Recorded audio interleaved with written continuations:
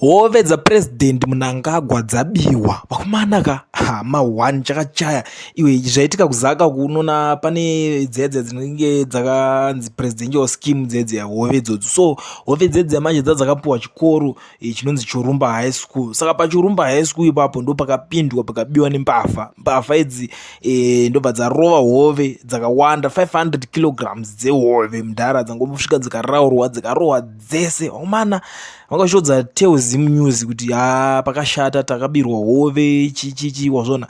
Iko zvinezvi zvatori ma1 amene kuti vanonosangana sei nemukuru vanomuudza sei kuti hove dzedze dzamakauya makadhoneta dzabiwa kunoku. Pakashata komana iwe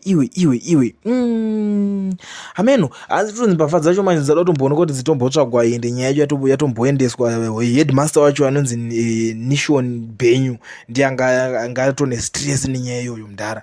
Pakashata mana Zimbabwe yashata. Asi vamwe vanhu vari kuzotanga kutaura zvikomenta achitaura zvinhu zvisina basa anzi imi munogoti hove dzabiwa sei ngoti dzatorwa. Because vanhu pavangonzwa kuti hove dzaMnangagwa dzabiwa ka vangotanga kuti hakusi kubiwa kutorwa dzine basa rei. But vanhu pavazonzwa kuti manje iproject yanga yakatodoneterwa vana vechikoro kuti pachikoro pange pachiitwa maproject dzakadaro manje vanhu ndipo vatanga kutonototi nyaya yekutamba nayo pakatoshata. Iwe kutaura kwandikutoita izvi zvinezvi ka vatombotsvaga mbavha dzacho ndanani vakazviita because ma1 nyaya ikasvika kune mukuru ka hazvipere mushe.